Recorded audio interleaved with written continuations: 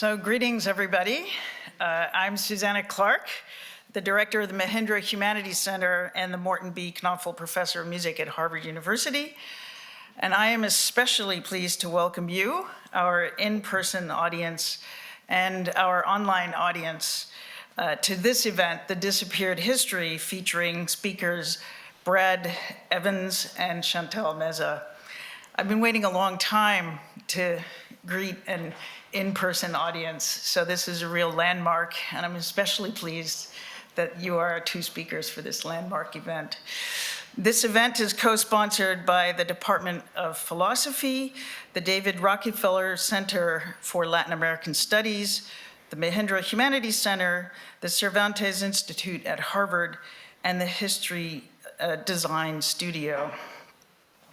I will be giving this very short introduction, and I will now be handing things over to our moderator, Susanna Siegel, who is the Edgar Pierce Professor of Philosophy here at Harvard.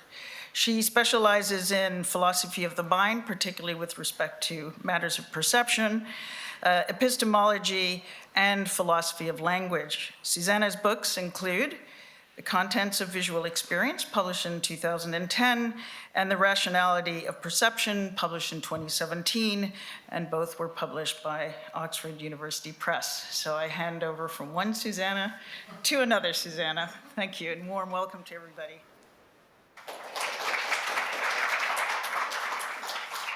Thank you, Susie. We have a joke in analytic philosophy that Susanna is the new Richard. But I'm so pleased to see everybody here. Thank you so much, Susie, for your amazing leadership during the pandemic, a truly nourishing set of programs through the Mahindra Center leading up to today. And I'm going to be brief in my introduction of an absolutely amazing duo of thinkers we have here. They've come all the way from Bath in the UK to speak to us about the disappeared of history. Chantal Meza is an artist, a painter, who started working originally in Puebla, Mexico, and now is based in the UK. She has an absolutely amazing set of works and writings that treat abstraction and art and politics. Brad Evans is professor of political violence and aesthetics at University of Bath. He's written and edited over 14 books about violence and humanity and disappearance and witnessing. He is in charge of the Histories of Violence project, which I encourage you to look up, as it's a multifaceted project that has a public philosophy component and a political theory component. Today we're going to hear from them both jointly about our themes of history, politics, and violence. So I'm extremely pleased to welcome you both. Thank you so much for coming.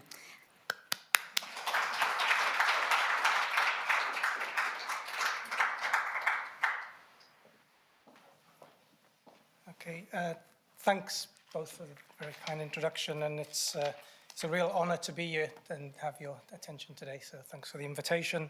And I'd also like to thank Mary as well for all the work she's done to organize this. Thanks so much for that. I think we'd like to take this opportunity today to tell you about a collaborative project we've been working on since 2018, titled The State of Disappearance. Now, it really began for me through an encounter with Chantal's art, which inspired many conversations on the subject. We know that one of the terrifying hallmarks of 20th century totalitarianism was the systematic policy of human disappearance. The ability to exterminate and vanish entire groups of people was a defining element in the dreams of total annihilation. What thus began in concentrated environments such as the camps at Auschwitz or the gulags of Siberia soon became a favored and adapted policy brutally enforced by regimes throughout Latin America and elsewhere. During the Dirty Wars period in particular, despotic regimes from Argentina through to Colombia and up into El Salvador, Guatemala, and Mexico orchestrated widespread policies which terrorized through absence, forcing family members and friends to live with the perpetual nightmare while chasing unlocatable ghosts. All the while the state and its paramilitary forces provisioned their own alibis and denials. This raised many demanding questions for me, not least since I just finished a project working on the spectacle of violence. I came to a position very quickly that suggested disappearance wasn't necessarily an anti-spectacle. It was a haunting. Indeed, what historical cases of disappearance show is when it comes to the psychic life of violence, there is literally more to the spectacle than meets the eye. The symbolic can be just as devastating when something was lacking or violently severed, such that only the memories of the vanished remains. Following our early conversations, we also understood the problem of human disappearance was far too complex to be reduced to some contrived conditions of vulnerability, which neatly connected to the invoked theories of affect.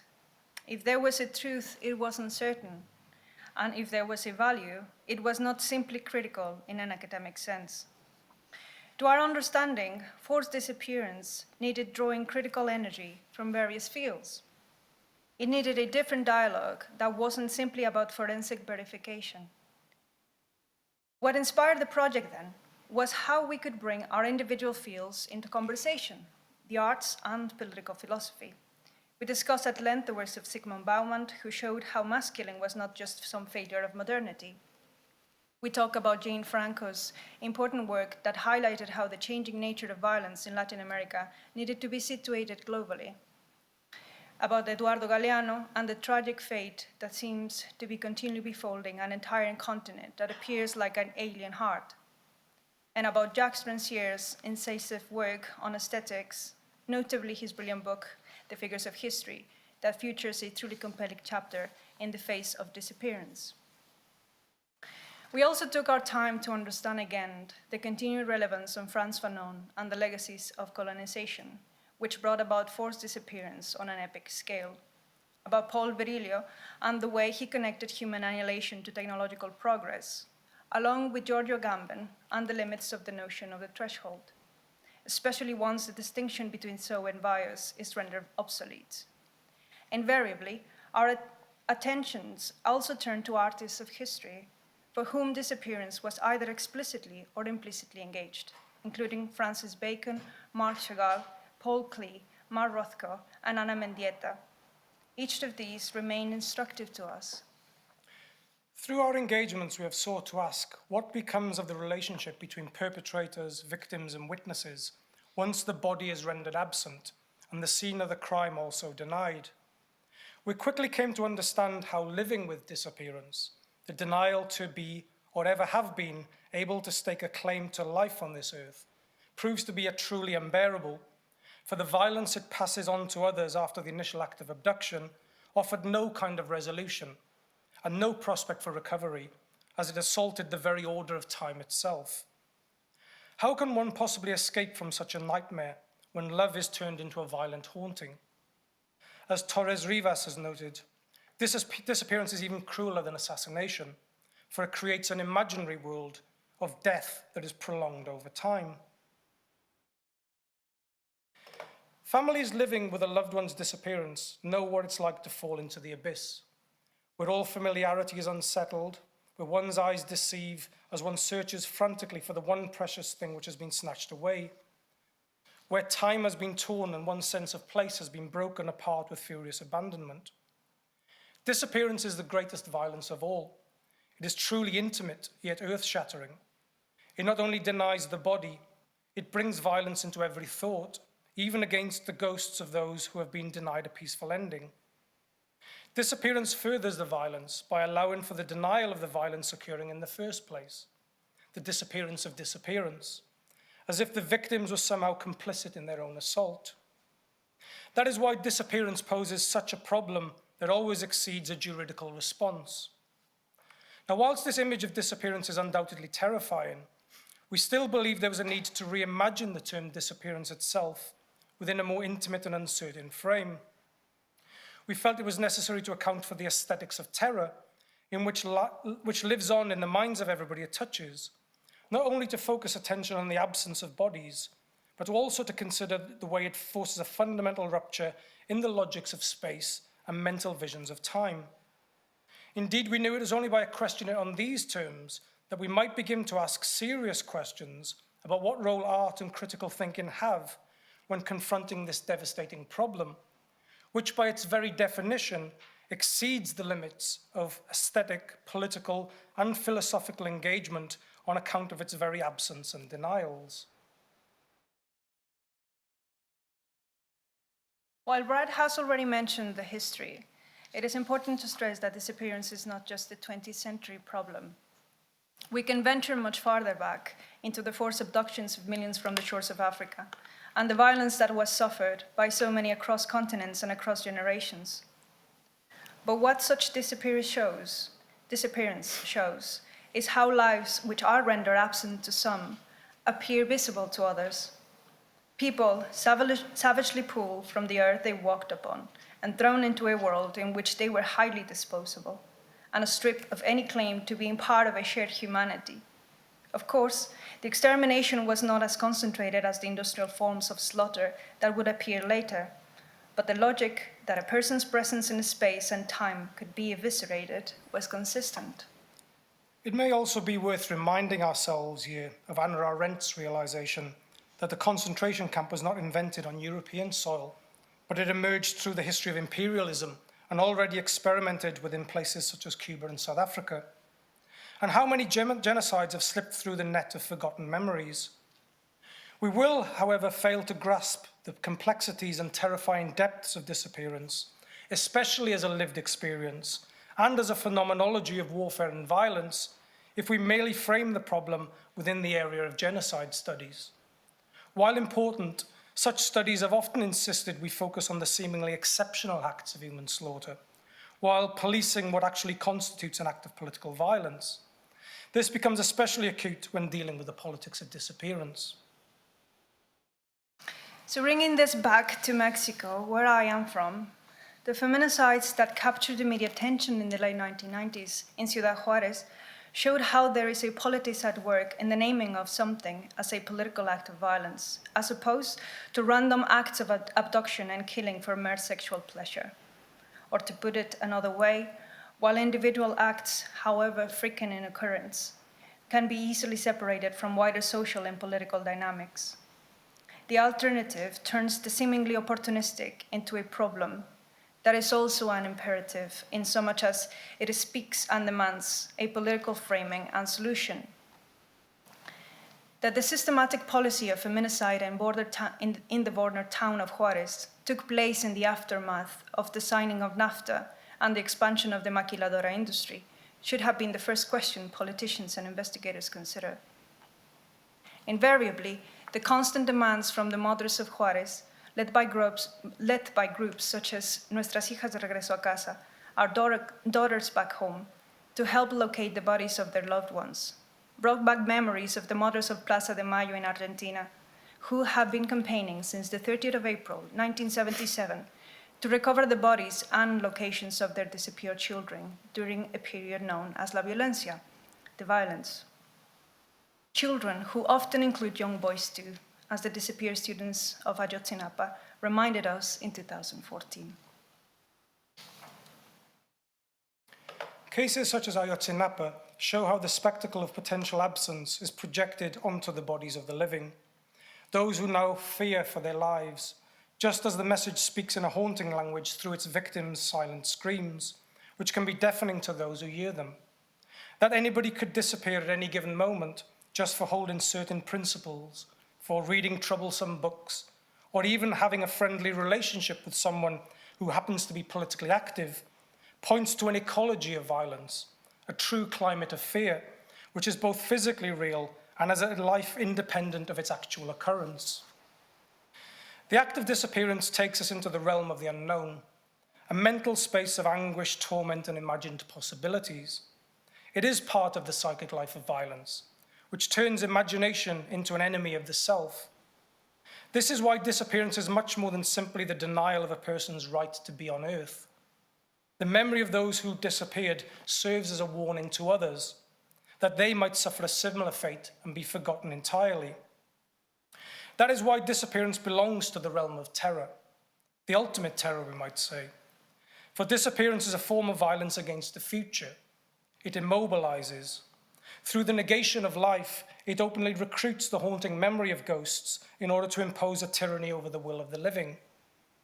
And in doing so, it resurfaces the bodies of the disappeared through the very act of denial, miscommunication, injustice, and the long drawn-out nightmare of uncertainty over whether the deceased might eventually be located and their bodies and minds laid to rest. But what can politics say when there is no subject to be recovered? And what can art possibly say when the here and now is replaced by now and never? We could be forgiven for seeing disappearance as rendering the aesthetic altogether meaningless. It certainly takes us beyond the limits of political, legal, and philosophical and aesthetic understanding.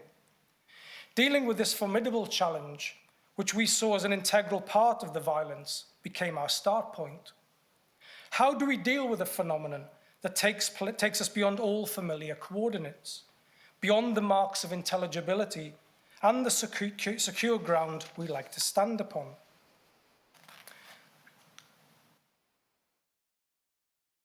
Now, before starting this project, we already had many conversations on the links between art and violence, art and politics, violence and abstraction.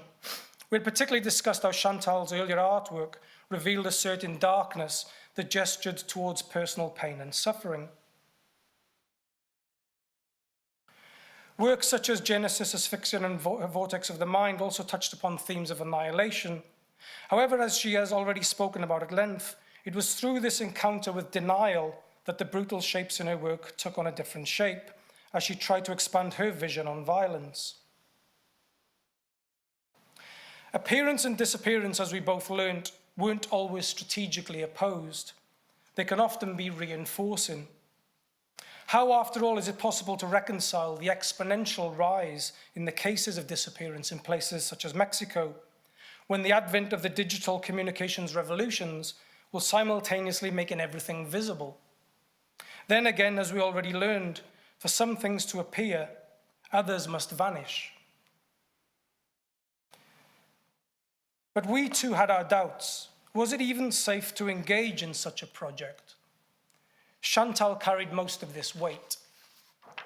Yet what we meant by safety here wasn't simply confined to personal security, however much that needed to be considered for a Mexican artist working on such difficult issues. The danger also resonated as we tried to come to terms with the real terror of disappearance, the violence of a truly unknown.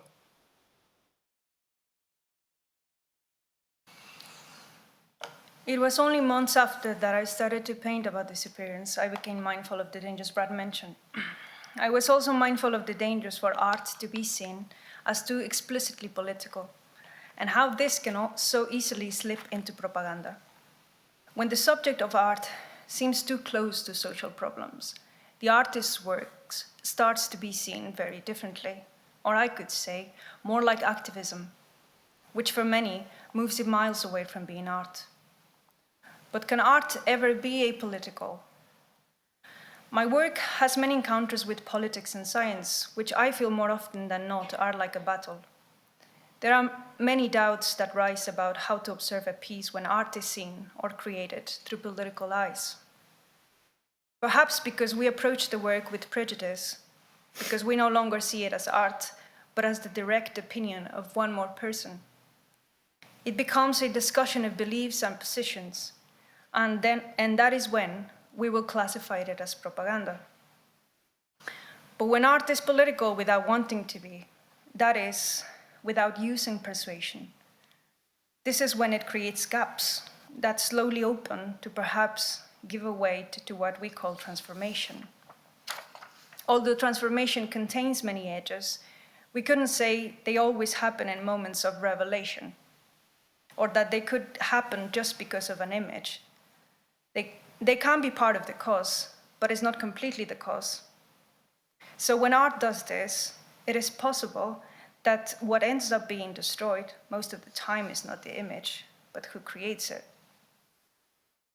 Among my colleagues, the visual artists, I have heard many different starting points, different opinions or ways of classifying their work.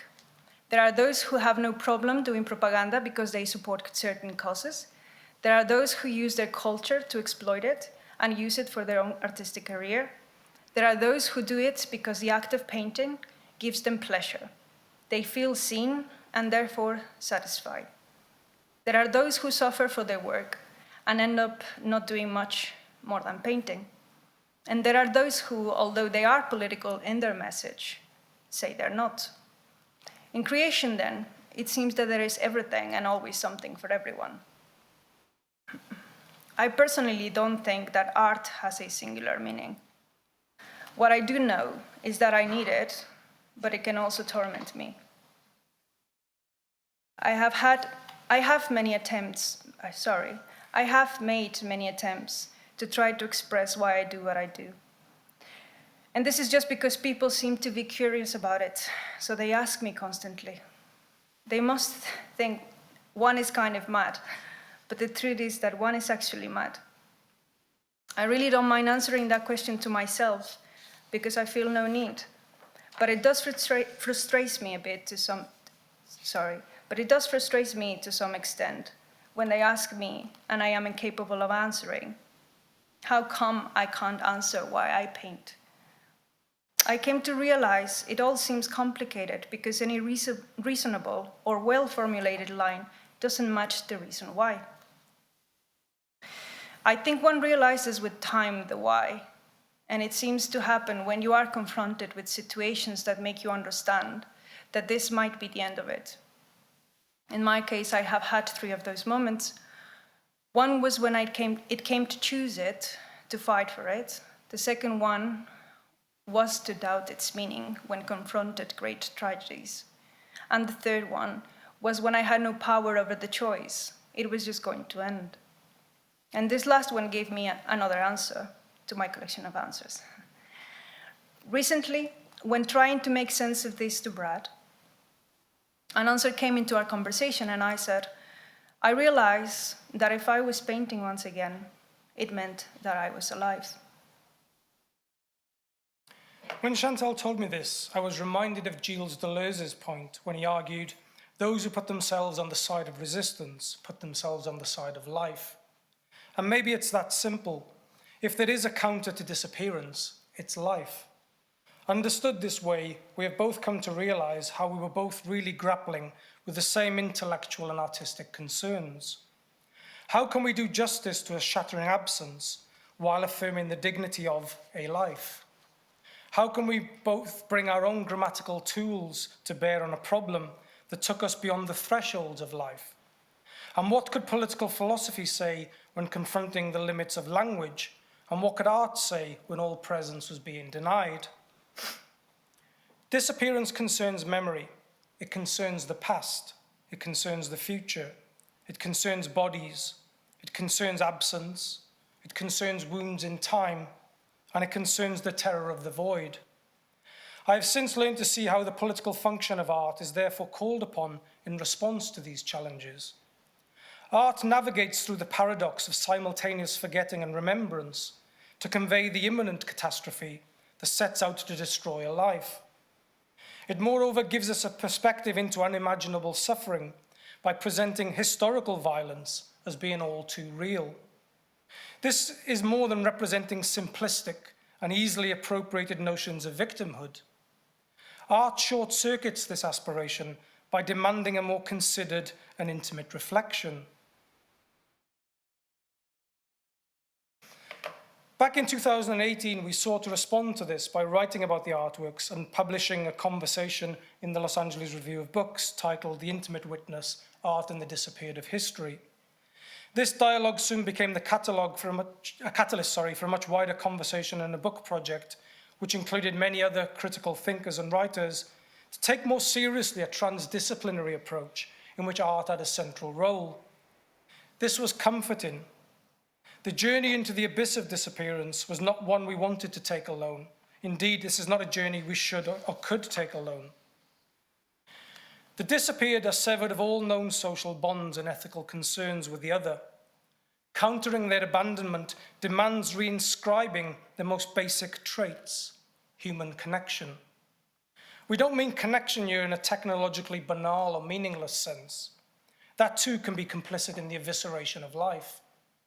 Nor do we simply mean bringing together people who neatly act and think in concert, producing a school of thought that may authenticate the true meaning of the disappeared of history. Nobody can ever claim to speak authentically to such a deafening silence. The connections we have in mind are born of an open trust, take time to come into fruition, agree to respectively see the issue differently and appreciate the world from many different perspectives, require considered reflection, challenge dogmatism, know when to remain silent, and above all, know that a project worth doing doesn't happen overnight. Time, after all, remains the most important political and philosophical category we know. It's easy to forget this in our runaway worlds. And yet the question of time becomes all the more resonant and pressing when considering the struggles over the lived memory of disappearance. We gradually recognize that disappearance can quite easily be seen as a problem at the extreme ends of human denial. It is tempting and perhaps even reassuring to see it this way, as this too upholds the principle of sovereignty and deludes us into believing that disappearance is a mere aberration or represented a failure of liberal modernity. Of course, the limits to understanding remain important, but not all limits are external. This is increasingly the case in a world that seems to no longer recognize any outside, merely policing its internal divisions. Besides, the exponential rise in disappearance in Mexico has coincided with its effective democratization, even if it can be traced back to the late 1960s. Probably like most Mexicans, I have had many encounters with enforced disappearance without really knowing about it. Disappearance was part of my everyday life. I remember growing up with images of people's faces on the street, on television, on newspapers, and they were missing or simply lost. But it wasn't until early 2017 that the situation personally hit me. Back then, my country once more was on fire. Now I see it more like ashes. Life took me through a stepidous climb that still today lives within me. I lived in my own flesh the horrors of the state, and I was also looking upon broken pieces of lives that tried to make sense of forced disappearance. Nothing of those I could ever put into words, though I have many stories that will remain untold, simply engraved in my heart and never leaving my memory. Not even the 74 pieces I have created will ever be enough to express what I have lived in my close proximity with a world that seems to be part of another planet. One thing I do know for certain is that I will never do justice to the immensity of this horror. For me, a confrontation with the unbearable weight of absence left me somewhat lost, and I could only find the pain exposed within a silent companion, that of art. Some of the works featured in this project are the creations that remained and left behind in those 4 years of my life. But today, there are some humans still out there trying to find meaning within something that is not life, but hell. So I can only wish they find what they're looking for, and that this ghastly practice disappears forever from the face of earth. Beyond the why art question, another question we have invariably confronted is why the abstract? We know from history the way abstract art has been particularly signaled out by tyrannical leaders as dangerous. The degenerate art exhibition under Nazi Germany is perhaps testament enough as to why there is something within the abstract that is too close to the truth. Art historians will know how the emergence of abstract expressionism became synonymous with those artists who were so disillusioned by the violence of the human condition, consecrated and mobilized by aesthetic ideals of its perfectibility, they turned away from the figurative to ask still unanswered questions about what it means to be human. No artist better captured the earlier power of this aesthetic turn than Mark Rothko, who disavowed formal association with any aesthetic movement. His immersive mindscapes are less about the Dante-inspired journey into the flesh of the earth than about opening up wounds in time. As Rothko insisted, "You think my paintings are calm, like windows in some cathedral. You should look again. I am the most violent of all the American painters. Behind those colors, there hides the final cataclysm." I have tried to do justice to that cataclysm in my latest book, Ecce Humanitas, Beholding the Pain of Humanity. I talk in this book about annihilation, about the destruction of what I have called the poetic subject, about confronting the intolerable, about the phenomenology of the void, and also why I feel the artist is the transgressive witness to history. And still the haunting questions linger. What does it mean to come face to face with total annihilation? And how can we deal with the unbearable weight of nothingness? The brilliance of Rothko is that he shows us how the abstract is not outer-worldly or untouchable. On the contrary, it takes us on a journey into the intimate depths of human experience. Art was, as he indicated, an adventure into an unknown world, which can be explored only by those willing to take the risk. This has always been the fundamental mistake made by those who critique the abstract in thought.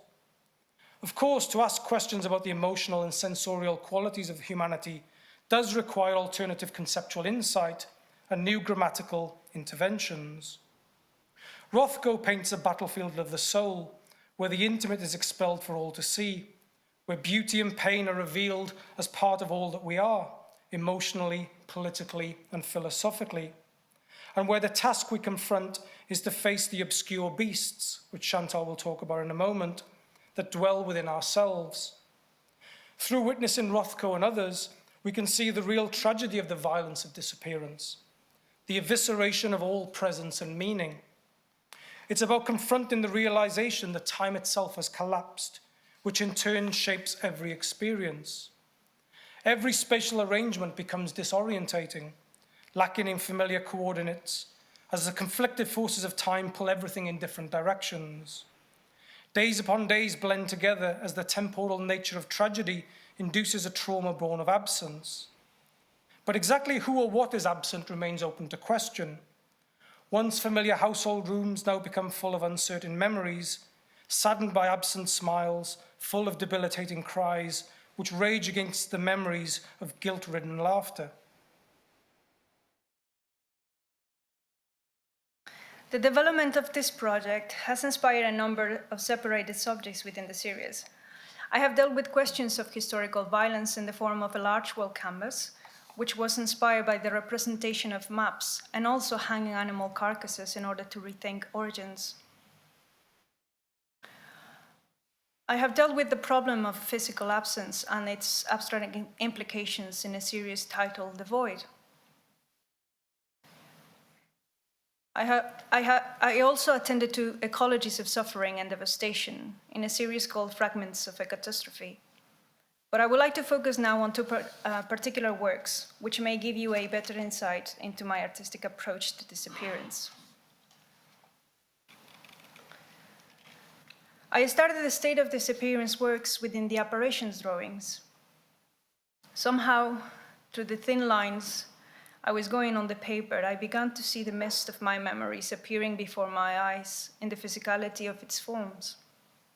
It was easy to take ink and paper due to the immediacy of fleeting images. I was immediately pouring out what seemed to be ghost memories, or perhaps the cloudy patch remembrances of faces. Those disappeared people I had seen since I was a child. I was back in the 1990s. Parks were covered with photocopies on A4 sheets with blurred black and white faces. TV commercials in between cartoons with a masculine voice giving details of the new missing person. That is how time passed on this white sheet in front of me, with lines that continued to draw vomited, tangled, and cut bodies. The days advanced and there seemed to be no end. Which century was I in now? In the lines of myself, there were now stories not only of the disappeared, but of their families. I saw a mother, a father, siblings, and friends.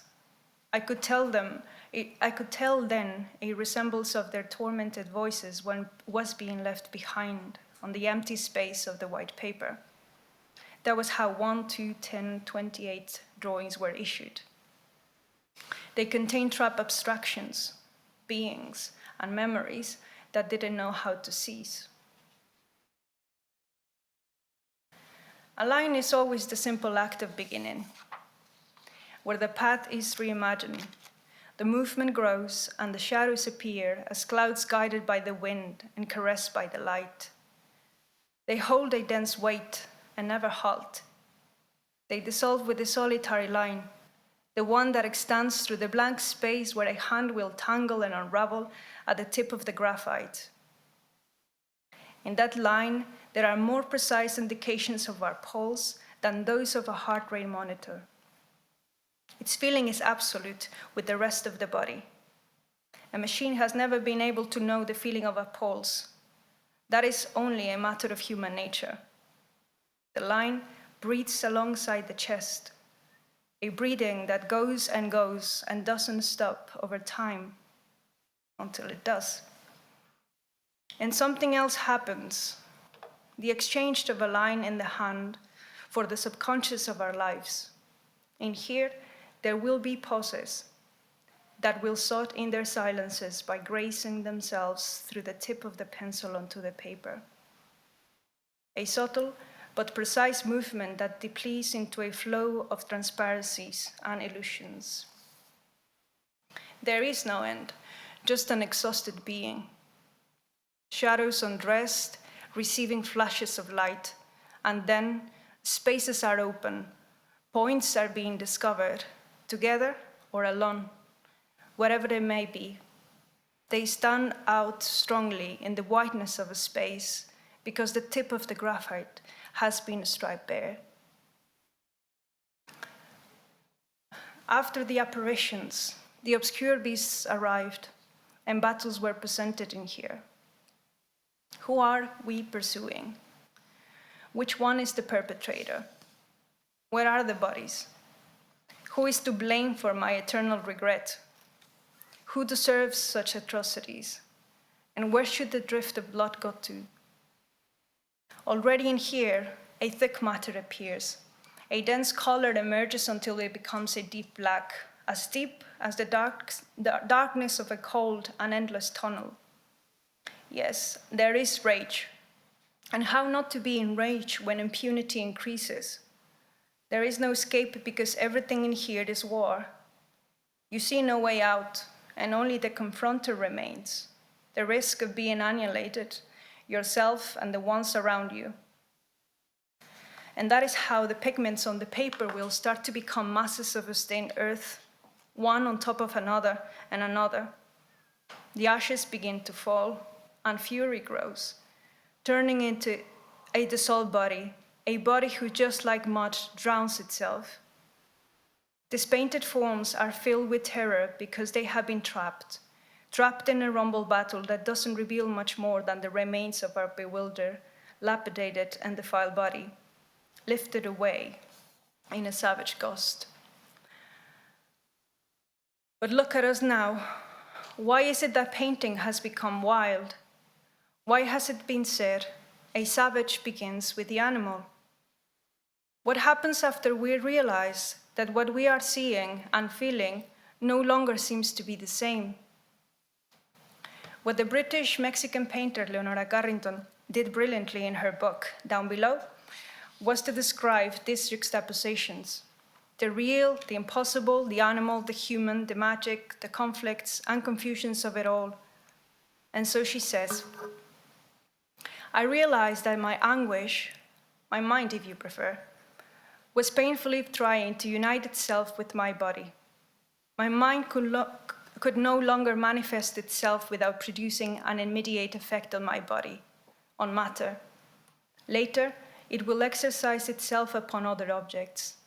I was trying to understand this vertigo of mine, that my body no longer obeyed the formulas established in my mind, the formulas of old, limited reason, that my will no longer meshed with my faculties of movement. And since my will no longer possessed any power, it was necessary first to liquidate my paralyzing anguish, then to seek an accord between the mountain, my mind, and my body, in order to be able to move around in this new world. Perhaps by no longer wanting to feel any sensation in our bodies, running away is inevitable.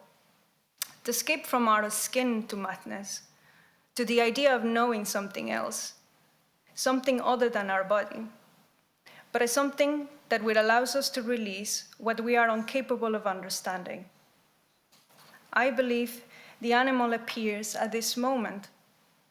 It is precisely here when, as humans, we transform with our own means to the abstracts of what could seem an impossible sensation. We are attracted to the idea of falling beyond the frustrations of our stagnant pace. We ask ourselves, is this really what all my body is? Is this only what I am made of? Vulnerable flesh and bone, a wretched soul? This might be how we allow ourselves to imagine those false physical possibilities. We know our skin could never turn into a delicate plumage, but nevertheless we play with the idea of it. We know that strong, sharp, and curved claws will never grow from our hands, and yet we sometimes feel like tearing things apart with them. We might possess or enhance, we might use or domain, we could destroy or tame, but all of these just to reveal how our body admixtures find no impediments to see themselves like those creatures. Art seems to breathe from these ideas. It lets madness flow, allowing the brush to move in billowing movements, and the body to be reframed and go crazy in the coming and going of our imagination. We escape our bodies only in the abstract. We produce a fugue that touches parts that can only be felt through art.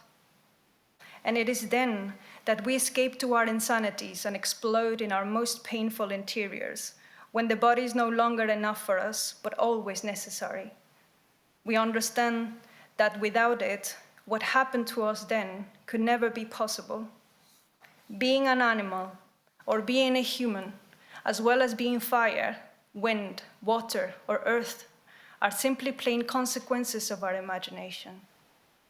We know ourselves floating through the experience of art, and art is life when it is not spoken. It is the unspeakable. It is only what is felt deep inside and far away. Poetry is alone, but at the same time in unison with the other. This is how we are human. This is how we use the body and what we cannot explain in detail. This is why I mean about a life. When people often look at my work, they ask how can they seem beautiful if they are so violent? Can the formless matter of the abstract be beautiful? When what is seen is overwhelming in its captivating beauty, one simply falls, or surrenders, or lets oneself flow. One wants to go through it, to feel it with all its fury, with all the ecstasy futility of it. But the beauty here is not the pretty. The beautiful is but a trace that can never be pinned down. Beauty is an ecstasy that hurts but loves. And whoever has loved will know that there is no way to describe it as the pretty. There is a dagger waiting for us sooner or later, but we still walk towards it. The beauty of sadness or pain, the tragic beauty of the mystical. If anyone here has never gotten tired of being human, it is perhaps because they are not living. And I'm talking about the tiredness of the heavy-souled and the burning or destroyed organs, of an anguished mind, of the exhausted heart, or the being finding itself in the brief moments of happiness, or fleeing to the joy of the simple things. If someone here doesn't know what I'm talking about, then I have failed in describing to you what art means to me and why I draw upon its energy to exist in my human, all too human state. Encountering Chantal's work often brings me back to Thomas Hobbes, who once argued there are two maxims which are surely both true. Man is God to man, and man is wolf to man. I think it also invites comparisons with the British artist Francis Bacon, who counters Hobbes' proposition with an even more provocative position. Man is also beast amongst many. Yet we know that Bacon's work remains wedded to the figurative, whereas what I read through Chantal's more intimate portraits, art, we might say, that's not assuming the position of the witness, still looking upon, but a witnessing from within are more challenging questions. What does it mean to truly feel the beauty and the pain of the world? How can we come face to face with the daemonic presence of obscure beasts within? And how do we even begin to try to find tenderness in the selfscapes that appear before us so terrifying, while also staying alert to the brutalities of the most devastating angelic disfigurements.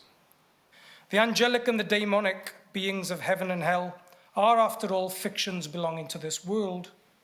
Obscured yet all too real, their ghostly presence fills the void, shape-shifting yet appearing with uncertain clarity. Nietzsche was right. We do need art to prevent us from dying from the truth. And this places it in direct conflict with hope. It's not that hope is too idealistic. Rather, hope is all too pessimistic. It only finds reasons in the yet to come, forgetting the poetics of the past and the present. Art is the counter to such hope. It offers us a resistance from the future in the present, drawing its energies from the past while instigating an affirmative movement from the abstract to the real. This is the very act of creation which presents itself against the pessimism of the defeated. Art thus reveals the tragedy of hope, hope as a false promise, guided by visions of water lilies and gardens of Eden. Art is the actualization of the affirmative conditions of reality that short-circuits the reductiveness of idealism, the living towards a possible future never that was except for now in its actualization. We might think yet of the black finally consuming the spilled red of Mark Rothko's paintings, or Paul Celan's final leap into the void. But we shouldn't idealize ourselves yet either. Art can undoubtedly speak to the pessimism of humanity as well. It can also appear enslaved and defeated as the motor of history that merely objectifies and consumes the realms of all appearance. And yet even the most pessimistic of artists, worthy of being so called, evoke the affirmative in their denial of an image of the future which is foreclosed for all eternity. Its message continues to outlive the investiture of human denial. Without question, there is an urgent need today to rethink the art of living and the aesthetics of existence in ways that don't simply fall back upon the comforts of rehearsed orthodoxy and the binds that violence permits. This is not a call to paint over the world in peaceful and romantic colours that cover over the tragedy and the pain of existence. Some of the most violent compositions show no explicit violence at all. Disappearance teaches us that much. What's required is a rereading of the political function of art and the forms of aesthetic engagement, so that by confronting the intolerable, we can separate the unbearable from the objectification and the subjectification of life. I would like to conclude by turning to our latest initiative that deals directly with the question of technology, which we see as an extension to our concerns with human disappearance. What I have learned from Mexico is how the question of disappearance is not primitive or unruly. On the contrary, it takes a monstrous organizational effort in which the use of technology can be defining. I have learned through my own readings the ways in which the history of technology is a history of annihilation. The more we technologize, the more we can make life vanish, make it disappear seemingly without a trace. I recall here a quote from Martin Heidegger, whose work I admit I don't know too well, but still stuck with me. Perhaps the essence of nihilism, he explained actually, consists in not taking the question of nothing seriously. Thinking back on Heidegger's concern with nihilism, while we agree it needs a better conversation on the meaning of nothingness, we would also venture that its meaning must entertain the tendency to do things over and over, despite the known fact it is leading to one's ruination. This has been the history of technology as we see it. With each pioneering invention that claims to redefine the very basis for the human condition, so our very extinction seems more probable. We are not simply referring here to killing machines, the many examples of which provide a brutal inventory of political modernity. War machines take many different forms, some of which seek to harvest human potential, destroy the capacity for freedom, kill alternative visions of the future, while keeping the body alive. I have recently tried to deal with one evident contradiction of digitalization, namely the way its realms of appearance can deny us access to the reality of violence through a notable overexposure. Indeed, if the secrecy of totalitarian regimes left in their wake untold visible devastation, our immersion into virtual worlds of violence promotes a technologized logic where the language of exposure means we barely look upon anything at all. Prior to the devastation of the Second Great War, the surrealist painter Marx Ernst produced a work he aptly titled After the Rain. This provided a vision of a deformed and twisted continent by assuming an aerial gaze. But technology is not the same today, and neither is the gaze. My piece After the Electric Storm is the nihilistic vision to which I feel we must now contend. This is a vision of an impending catastrophe whose bodies, like those in the pandemic, are removed from sight as we gaze upon simulated heavens and newly armed angels of history. A vision where the abstract line is now so determined it cuts an invisible surgical path through time. The line is no longer a frontier. It exists within the human. And the question it raises is what this electrical line is capable of doing. Have we not become electrified by the power of technology, acting at the speed of thought, trying to imagine at the speed of light? Such lines connect the digital body to an electrified heaven, creating new storms whose lightning is already being directed. There is no way to exist outside of these clouds. The only thing that's now outside is technology itself, which is literally out of control.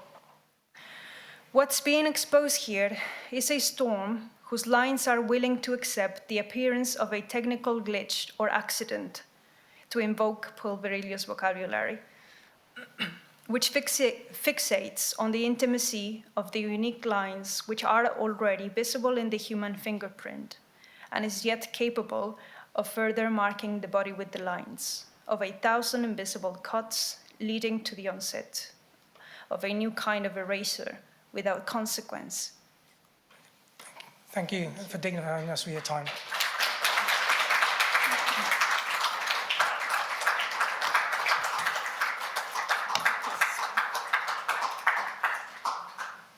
So what's going to happen next is we have, can you hear this all right? Yeah. We have some time for questions, and I want to emphasize that just looking out at all of beautiful faces here, it's apparent that we have people from so many different disciplines. There is really no single discipline as a majority here. We have philosophers, and we have political theorists, and people in urban design, and music, and literature, and history, and gender studies, and some undergraduates who are no doubt representing a range of concentrations. So I mention this just because the themes that Brad and Chantal have so eloquently presented us with of violence and politics and art and disappearance touch on absolutely all of these areas and disciplines. So please feel entirely emancipated to speak from wherever you're coming from, as there's so much to talk about. So the other technical point is that because we have people who are with us digitally, virtually, we're going to be passing around a microphone so that everybody can hear, which is always better anyway, even for those of us in the room. So I'm going to start and ask you something, and then we'll turn to other questions. So I'll speak from where I was formed, which is analytic philosophy. And I'm really curious to hear both of your thoughts about a kind of problem that arises in the effort to convey an absence. So you both touched on the sort of almost paradoxical nature of how can you do this. And I was reminded while you were talking of this little diagram that shows up in an ancient metaphysics book by actually Richard Taylor, which it doesn't matter if you can't see it because I can just describe it, but there's just two circles and one has a dot in it and the other one doesn't. And when you see these two circles next to each other, you sort of see this empty circle as missing a dot, so you can kind of like perceive the absence. But that's only because you see the dot in the other circle, so you're sort of primed for it. And if you just saw this circle, you wouldn't see the absence of the dot, you just see an empty circle. And so the sort of general problem this amazingly simple diagram seems to raise, and has been discussed in the context of like how do you perceive an absence, is that often you can only sort of convey an absence if you're primed for the present presence. So like you walk back into the cafe and your laptop's gone. Like, oh my God, my laptop's not there. But if you hadn't just been sitting with your laptop, you just perceive an empty table at the same point. So when we're trying to convey, as you've both been discussing, to portray disappearances and absences, especially in a kind of public context, in some cases, the prime is sort of already there, because it's just, if you're in Ciudad Juarez, if you're in Argentina when people are just being disappeared left and right, you don't sort of need a prime. Of course, if you're speaking to a bigger audience, then they may need a prime.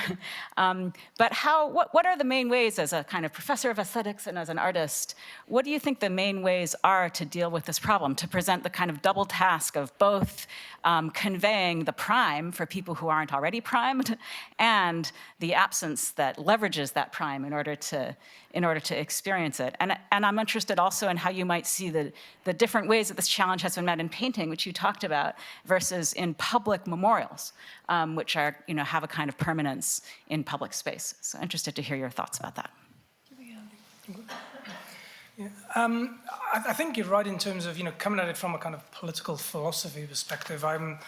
I guess I've been deeply troubled by the question of how do we do ethical justice to that absence? And I think that's the question which has really kind of has haunted my work. And I think I agree with you in the sense of, disappearance becomes very clearly visible as a problem once it's being denied, a life is being denied. Now, I guess I was kind of, for somebody who'd worked for so long on the problematic of violence, I think first of all, I had my own kind of realization, when I first encountered Chantal's art, of almost like my own kind of guilt of kind of saying, well, why had I not dealt with this problem sooner in my own, how had I been kind of, blind to this problem? As much as I appreciate up to that point, I was also largely blind to the question of gendered violence on a much more sustained level as well. And I think it's only when you kind of get, have a conversation with somebody who can make the problematic so visually apparent to me that I was able to make that kind of connection. Even though, of course, I'd studied the history of mass violence and mass graves and so on, I think I needed that kind of personally, that intimate connection to it for it to really sensitize me to the problematic in a real sustained and critical way. Now, in terms of the point that you raise, I think, is interesting in terms of when we think about the history of disappearance to me as a phenomenology. And I think the history of disappearance, when we think about it as a localized problem, where people can be absent and disappear, and you have that kind of the autonomy of denial, which can happen in a localized context, and especially in the history of totalitarian regimes, where the entire operative fabric of the state was largely defined by secrecy. What I find particularly interesting and compelling and harrowing about disappearance, especially in cases like Mexico today, is we live in an age today of everybody's meant to appear. We have a constant demand to be in a realm of appearance. So we no longer even question the appearance now. It's almost like criminal if you don't appear, if you don't have a social media profile, if you don't, if you're not apparent constantly. And I think that to me is one of the challenging contradictions of disappearance today, aesthetically as well as philosophically and politically, and for any other aspect around it. How do we reconcile that contradiction, which when we look beneath the surface is not a contradiction at all, actually, because appearance and disappearance can mutually enforce one another. So. Yeah, for me, it was difficult from the point of view of the arts, really.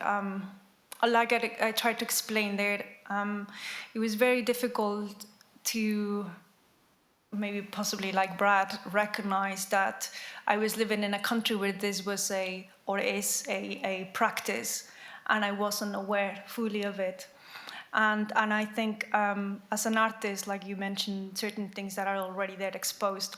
Let's say in terms of art, where you encounter other people doing something more like I said, activism. No, loads of other people that were working there.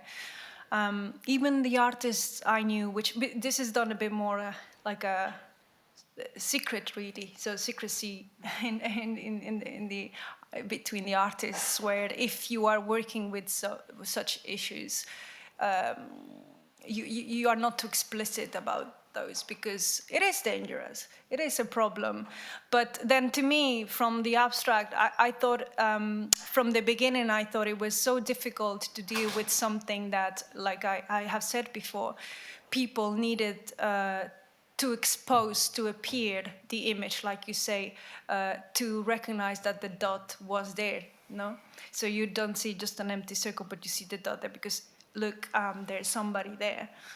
And I just had the circle, so in a way I was in the circle because I was not really looking at things. So to me, from the abstract, it's always that connection with the abstract was a bit more visceral, because of course I recognized that there were people searching for their disappeared person. But to me, there was so much pain I could hear from them, or I could see in their eyes, or I could listen to the stories of the newspapers, or, you know, those types of tragedies, and that they were feeling. I thought there is nothing there that I can see is being represented from the human perspective of trying to be out of it and trying to draw something. For example, how can I expose something in that empty circle that tells me not just there is just one point, but there is an explosion of many different points in that circle. It's actually not empty. And if it is empty, then there is something wrong, you know. Because there is no such a thing. I don't think so, that like empty spaces, even now. I'm just feeling too much. Like everybody has something. So, you know, to not recognize that one person is important, just one person, I think that's the one dot. You know, there's millions in that circle empty, then there is something wrong because it's empty. Thanks. Okay, the floor is open for questions from anyone, and Mary is going to bring a microphone. Diane?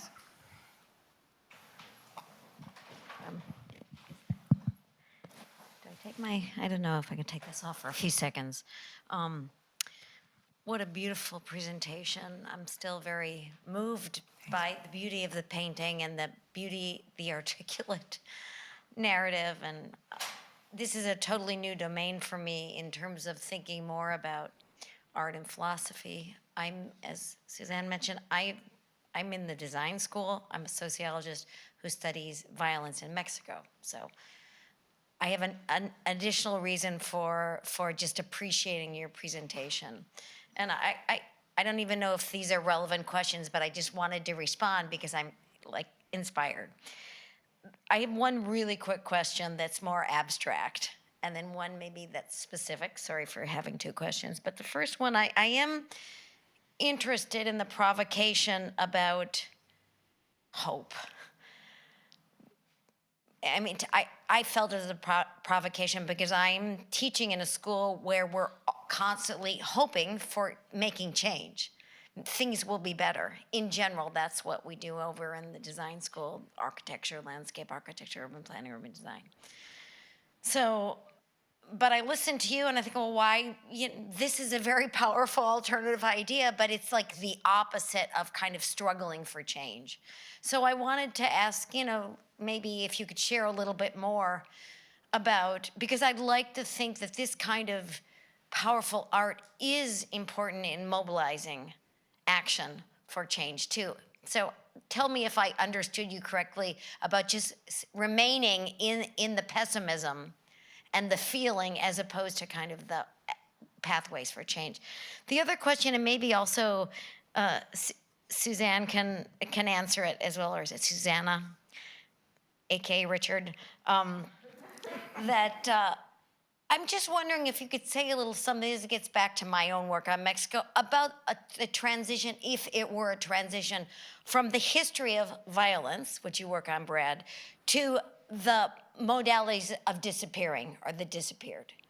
Because I'm just beginning to think whether one could make the argument that political violence has now, it's a new modality of of violence, which is the actual absence of the body itself, whereas there have been decades in Mexico where showing the body is very important, showing the violence. And there's a history, obviously, 20th century history of the use of political violence.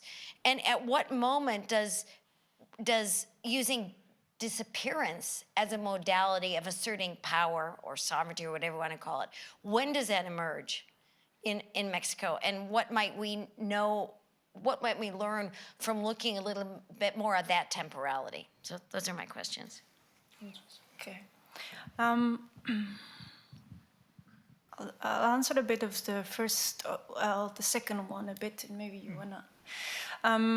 So, yes, I think it's very important to say that as well, because so since, for example, in my case, I don't see any difference between like art and life, because art is life and life is art for me. So then it's difficult because there is a, I support I am alive and I'm happy to be alive. And so I believe in life. I believe in the human in us. And, you know, even if some of us sometimes, because also myself, you know, are capable of bad things, to do bad things to other people. And I think to recognize that we are able to do those things is important. Like, there were moments, especially during this project, that I felt very much enraged, and I think that those are the moments where you feel that that there is something you can't control, like you are not yourself in a way, that you are being dragged to a very gigantic problem that is not only yours and your family, let's say, but that you are dragged into a country, into a civilization, into the whole planet, into many things. And I think the weight of that emotionally is very strong. And I can imagine that for people then that have disappeared people, that weight is a lot, and sometimes even themselves might say, how can I keep going? And obviously for many of them, they keep going because they have to find a person. That's what keeps them going. And now for myself, from the part of art, I just had to do those things to let them go out, but because I care. So I think if one doesn't care, then one doesn't do anything, really. So if I wasn't, like you say, in trying to call it transformation or trying to do something with it, of course that you do want the things to change, even if in those moments it feels like it's not possible. There is no possible way of that ending. Sorry. So I think it's within. I noticed that. To me, a big help, obviously, was to be with him, my husband and my family and people around you. And there is those people around you that you find always the hope that you are talking about, that you find the hope of keep on living and things like those. So I don't, like you say, it is, it's too many, it could be too many answers, but it is, there is hope, and there is, even in that, let's say, like, even if those works I did are not, or were not for me, to see them is not a feeling of hope, really. It is more about the remembrance of the pain of the moment. But still, I think it is important to talk about those things, yeah. Yeah, maybe I didn't articulate myself properly, I guess. I don't think it's, I guess my point that I was trying to make was hope is perhaps too pessimistic. I agree with you that the world needs hope right now, right, in terms of everything that's taking place. And but I think there is something to be taken from art, I think, which can also do something a bit more than just hope. And I think the difference, and again, I maybe default to Gilles Deleuze when he says, what we lack in the moment is just reasons to still believe in this world. And it doesn't have to be about the future. It's about now and reasons to find meaning in this life right now. And I agree with that. And that's what I think, art, if we say that art is life, then how do we find an affirmative belief in life right now, rather than just simply about the future? And I think too often politics can be intent on fixating on futurity, rather than just the very, that we actually in this room with you right now is wonderful, right? So, and I think that there's reasons to believe in the world in that way. I think the question around absence and, and how this, I sense within your point about, okay, well, what can art do and what can critical theory do and so forth. And I guess I'm always very, in terms of my own work, I try not to be too overly normative in the prescription of what my work should become, in terms of, I like to put out ideas for my own work and hope that it will resonate with people without being too prescriptive in terms of trying to tell people how they should think and so forth. In terms of the problematic of disappearance, I think, it's great that there's such a transdisciplinary, as you say, conversation here, because it's not that activism is unimportant, or it's not that legal responses to a problem is unimportant. And I think the point is that none of us have a monopoly on the right sovereign view of disappearance, and it's a problematic which requires all the different voices. And activism is important. People who are trying to hold people to justice is important. Art's important, and it's not about putting art up on a pedestal either and saying this is more important than anything else. It's about actually bringing all those forces to bear on a completely horrific problematic. But I think they all should have an equal value as well. It's not that one is more important than the other. We should mobilize them all in that way. Now, just in terms of the point about Mexico, as far as I'm aware, and maybe Chantal can answer more on this, the traces of systematic disappearance in a way where the body simply vanishes can be traced back to the mid-1960s, late 1960s. And I think there is that longer genealogy of the disappearance in Mexico that goes all the way back to the, post-68 to that period there, and the way in which it kind of accelerates through that. But what it does seem to be the case is that we are seeing an exponential rise in this, in particularly the last 10, 15 years, which does coincide with the so-called democratization of Mexico and the increase in terms of, digital technologies as well, which seems to have had a different layer onto this, which is very problematic to untangle, I think. Do you want to add anything? It's okay. No, it's okay. Okay, there's a Some of the back question in the back. Yeah, lots of questions. It doesn't matter, you pick. Hi. Thank you so much for your talk. It was really interesting.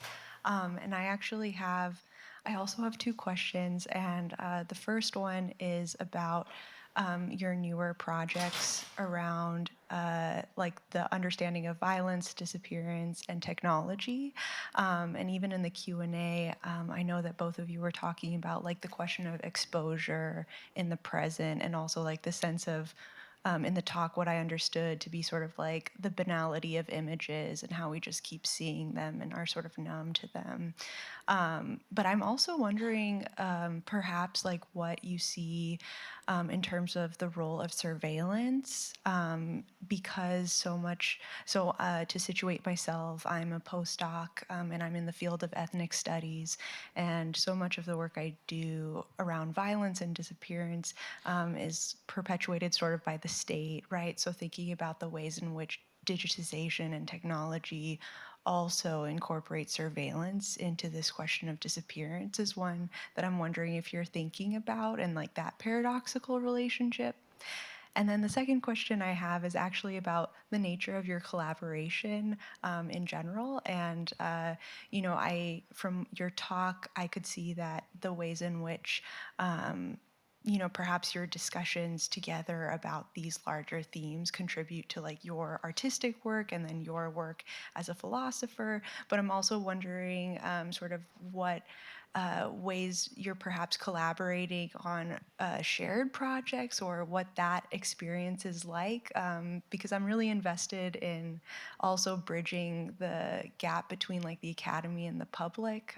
So it would be really lovely to hear about, your roles in each other's lives and sort of how that helps your own growth as an artist and a scholar.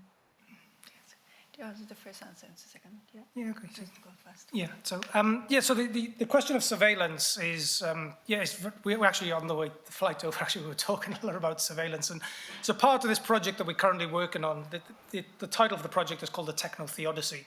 And the idea is how technology has become a new religion, and the ways in which that in itself is creating now new systems of violence, and systems of violence which are based on kinds of exposure, overexposure, systems of abandonment, on all the questions around then digital divides and so on, but also to try to break apart some of the myths of technology, particularly ideas of connectivity and so on as replacing genuine community and so forth. So the question of surveillance, I think, is deeply important, and I think it's something in terms of how do we unpack this. What I find particularly intriguing about the latest, I was doing some research because I'm actually going after here we go to Oregon and we're giving some talks there and doing some research on surveillance technologies and the ways in which, for instance, facial recognition is now so sophisticated it can identify you through the mask, right? And you think, well, just after 9/11, the idea that people would have to wear a face mask would have been inconceivable. But now the technology is so advanced, it can recognize people through the mask. So you think, well, okay, this is, all well and good, but when it gets into the hands of states, as you say, which have this kind of ideal of, where the state is very complicit in the acts of violence which we're trying to counter, what does it mean to give this power to these regimes? And I think that in itself is a question which we will be certainly answering in the near future. And I think maybe you can ask a little collaboration. Yeah, and then, well, the collaboration I think has been very interesting for me. Well, I know we have many discussions about this, so I could tell that what I'm saying he will agree with. But no, we find each other. I have found myself in, I have found since I am self-taught, I have always grabbed myself just books. They were been since I remember. But when I met Brad, then I think his work opened up a lot my I guess my understanding of a different understanding. I think it opened ways out for what I was. Sometimes when you are creating, it feels so. You can feel a bit too down, I think. So when sometimes, and actually to the point of sometimes you don't believe that what you're doing actually matters, because it is so. It seems and it feels that it's so much just for you, for yourself. But I think that the work that I have, I'm able to discuss with Brad ideas, worries and things, and he can help me from, not help me, but, just give me a bit of a different opinion of things. I think I have found a lot of nourishment and a lot of, I don't know, so much more. I think art means, I think, something different to me because of that collaboration. So I think it is very important to keep collaborating. Art never works by itself, or the opposite, right? I think both are so important, and to bring them together in conversation, I think is very. It has helped me a lot. Yeah. Can I just add one other point on that? I just think as well the importance of, this to me again seems one of the contradictions of the age of digitalization. We talk about being transdisciplinary, but often academics work in much more refined silos, and to be really meaningfully transdisciplinary is very difficult sometimes. But I often find, like, coming at it from political theory perspective, I was getting so frustrated with political theorists talking about the importance of art, but never actually speaking to artists. And I think it's just a basic thing about, okay, well, and I've learned so much more from Chantal about aesthetics than I ever would from reading another political theorist who has a vision of what aesthetics might mean sometimes, and I think that to me sometimes is we need to be open to those ideas that we simply, our own disciplinary silos don't have all the answers to the world, and how we could open those conversations up to me seems much more enriching as a possibility. It looks like we have 3 questions and 9 minutes. I think we can do it. Yeah, go in front. Hi, thank you both so much for your talk. I'm a second-year grad student at the Divinity School, and right now I'm actually focusing on kind of the power of art as a ritual, as a spiritual practice that can help kind of deconstruct coloniality. Because, the colonial project is so much of one of disappearance and forced disappearance. And I know that very well as I'm also I'm also Chantal, and a Mexican American, and disappearance is very very personal to me, as I don't really know much of my history past my grandmother. My mom didn't even want to pass down language for that reason. So this has been really striking. I guess my question is, when you talked about how art, when it's perhaps not overtly political, but still speaks to something political, has the power to open up a gap, a space for transformation. And I'm really wondering, could you speak more on these aspects, like this transformative process, and also like who is being transformed, what is transformed, and how does that play into art's atemporal nature, even if art is specifically talking about a present moment in time. Yeah. Yes, I think it's just a matter of, it is the change. I think I'm not sure, maybe we see transformation as something that has to happen, like after we go out, that everybody's being transformed somehow, and it doesn't happen that way. I mean, I think, first of all, seeing that, as well as in art,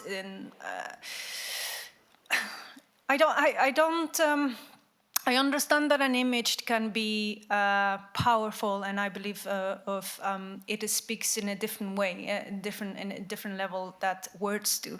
But they normally don't. I think transformation from the perspective of creating something, it happens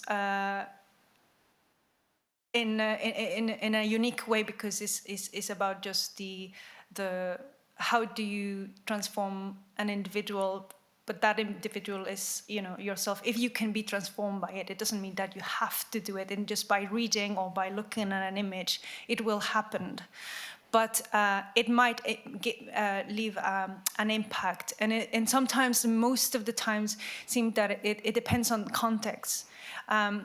Maybe one of the images out of the 30, I don't know how many images were there, but one of them maybe stuck with you, and I don't even know the reasons why, for example. And there might not be the reasons why it was important for me. So in that sense, transformation, as I see it in art, is not like a direct message, let's say, that you will find in works of other types of works that will tell you specifically, this is a glass, right? And this is a glass. It can't be something else. It's a glass. You might feel different about it, but this is a glass. And so art can't tell you that. It will tell you something different. And that it might transform it, but it might not. And not for everybody, and not the same ways. So I think that's why it is so powerful, and can be so powerful as music, for example. I love music. As abstract as it is, because you listen at it and it's just the sound, you see. And you can't speak, because if you speak, you interrupt the beautiful melody. And you just have to feel it, you have to see it, you have to be transformed in different ways, because music transforms different to what maybe a book will do, to what maybe a painting will do, and so on. But we can't. So, because you see, I think it's difficult to want to transform somebody. It's more like a control. If I wanted to transform you, it would be me trying to control you. But if I just say, well, this is what it is, this is the piece of music, the piece of art I created, you just look at it. I don't need to transform you. I mean, if it happens, it happens. But if not, then I'll be doing something different, and then you will kill the poetry. You will kill art, at least as how I see it. Yeah, that's what I meant. Yeah. I think the person next to Chantal did you have a question as well? I did, but Oh, it's very efficient. Okay, any other questions, anything people want to raise before we stop? Yeah, good.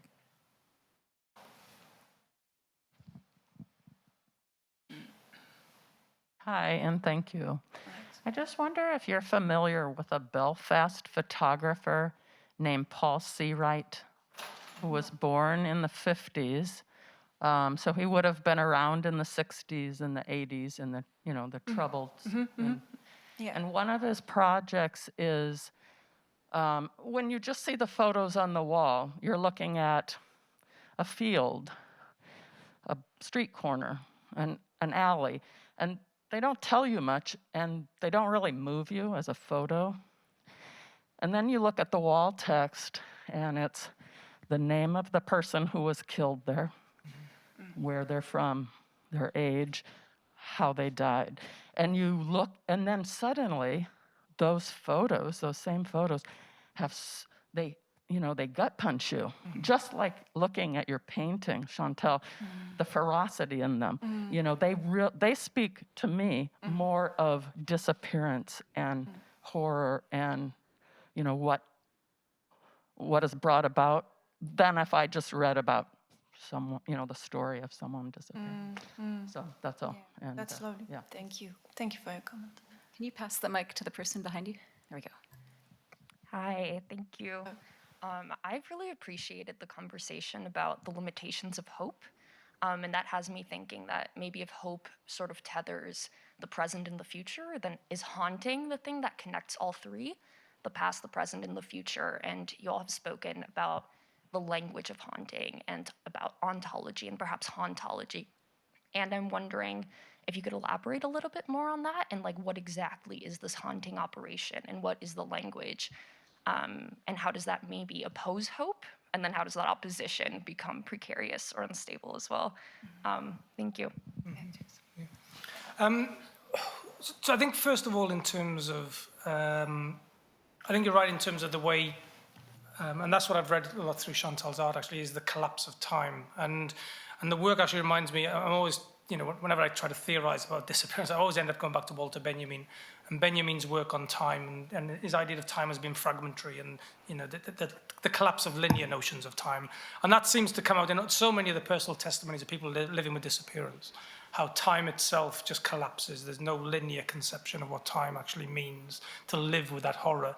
I think it also actually connects back to the previous question as well, actually, about, and about subjectivity as well, because, we can't, about transformation, we don't suddenly decide one day, okay, I'm going to be an entirely new political subject or whatever. You have to be exhausted by something. You have to go through a process of that kind of transformation. And I think where art becomes very important in that haunting, perhaps, right, is for me, I still maintain, as we mentioned in the talk, that time is the most important political concept we know.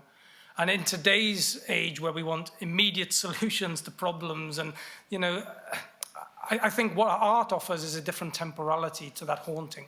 We are haunted by the past. We're now also increasingly haunted by visions of the future. I kind of agree with Frederick Jameson when he says, it's easier to imagine the end of the world than the end of capitalism. But there's, there's something about this kind of, we're so immersed now with images of the catastrophic about the future. We seem incapable of imagining better futures as well. And how we're haunted by the past and the future and the present, I think, is a real challenge for us politically. How we break out of that, I think, requires a different politics of time. And I think perhaps one of the greatest things we need to think about now is how do we start slowing things down? How do we slow down this runaway life we have the time to reflect, and I'm thinking about just another example about what's happening in the Ukraine right now, and how many people just immediately have all these hot takes on a conflict, which, are just not helping in the slightest, and so I just wrote a piece, which is, to me, is very similar to like a work of art, where I wrote an essay on the continued relevance of Vasily Grossman and his book Life and Fate. It's an 800-page book, and to understand the complexities of war takes time. We have to recognize that all these things require, and that's where art, I think, is so important, because it's not an immediate transformation. It takes time and an investment in time, which I think is so important to politics in the world right now, and particularly speaks to the haunting, but I think maybe you can speak to the art in that. Do you have time? Yeah. Yeah, maybe last word from Chantal. Right. More of the haunting. I don't know. Just, I think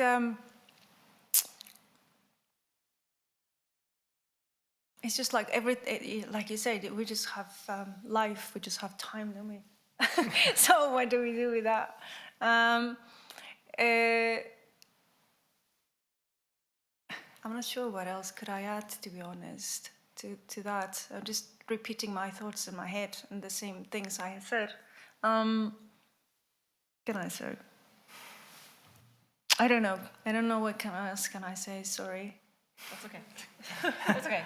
Well, we are at time, and I thank everybody so much for coming, and especially to Brad and Chantal for speaking with us and sharing your research. Thanks. Thank you so much, everybody.